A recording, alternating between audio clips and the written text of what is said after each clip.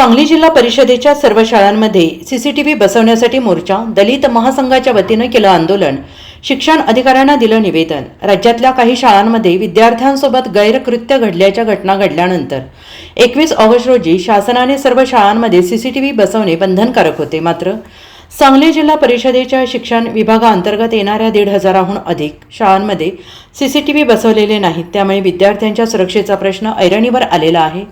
खासगी शाळांना याबाबत शिक्षण अधिकारी पाठीशी घालत असल्याचा आरोप करत आज दलित महासंघाच्या वतीनं जिल्हा परिषदेवर धडक मोर्चा काढला होता। सांगलीतील गारपीर चौक पासून राम मंदिर चौक मार्गे हा मोर्चा जिल्हा परिषदेवर आला। यावेळी जोरदार घोषणाबाजी करत परिसर दणाणून सोडला होता। काही मोजक्या शाळेने सुरक्षेच्या दृष्टिकोनाने पावले उचलली आहेत, मात्र शाळेने शिक्षणाधिकारी यांना हाताशी धरत केराची टोपली दाखवली आहे।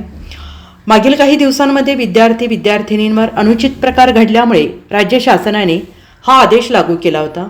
संबंधित शिक्षण अधिकारी आणि शासन नियम मोडणाऱ्या शाळांचे अनुदान थांबवावं, सीसीटीव्हीचे शासन नियम मोडणाऱ्या संबंधित शाळांची मान्यता रद्द करावी, संबंधित शिक्षणाधिकारी यांनी खतपाणी घातले, दुर्लक्ष केले, त्यामुळे त्यांच्यावर कारवाई करावी, अशी मागणी यावेळी निवेदनाद्वारे करण्यात आली आहे। दलित महासंघ अध्यक्ष उत्तम मोहिते यांच्या नेतृत्वात हे आंदोलन करण्यात आलं। या आंदोलन सनउल्ला बावचकर, विजय घाडगे, राजीव सनदी, प्रशांत केदार, वनिता कांबळे, महेश देवकुळे, महावीर चंदन शिवे, तात्यासाहेब देवकुळे, सचिन मोरे यांच्यासह कार्यकर्ते सहभागी झाले होते।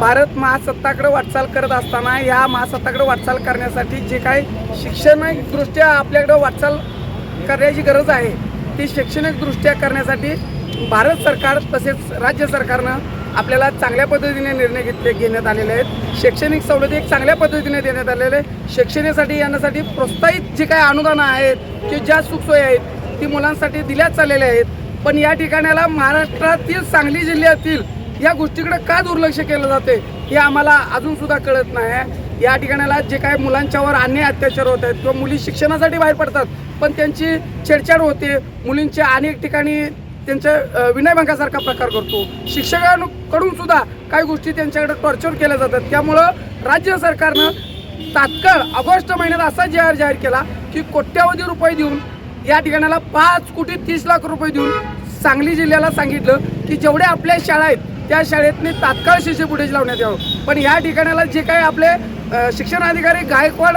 साहेब म्हणून आहेत यांचा आशीर्वाद प्रत्येक शाळेकर आणि शिक्षण संस्थेच्या संचालकावर आणि अध्यक्षावर आहे। त्यामुळं संबंधित शिक्षण अधिकाऱ्यांना शासनाचे आदेश येऊन सुद्धा या ठिकाणाला अधिकाऱ्यांना हाताशी धरत त्यांनी कोणत्याही प्रकारचा शासनाचे आदेश सीसी फुटेजचे धाब्यावर बसवले आणि तो निधी अन्य ठिकाणी वळवला, त्याचा भ्रष्टाचार केला गेला।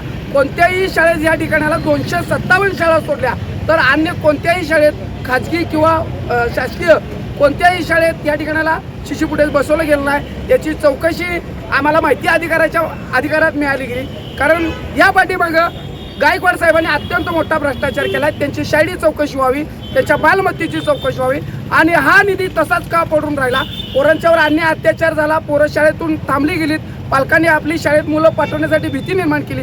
या सर्व गोष्टीला गायकवाड यांना जबाबदार करून सेवेतनं बडतर्फ करा, फौजदारीसारखा गुन्हा दाखल करा म्हणून आज आम्ही गाढव मोर्चा काढला होता। पण काय कारणास्तव देशाचे पंतप्रधान माजी पंतप्रधान मनमोहन झाल्यास आम्ही गाढवत त्यांच्या कॅबिनला सोडल्याशिवाय राहणार नाही असा इशारा मी दलित महासंघातर्फे देतो। Bureau report SBN Marathi, Sangli.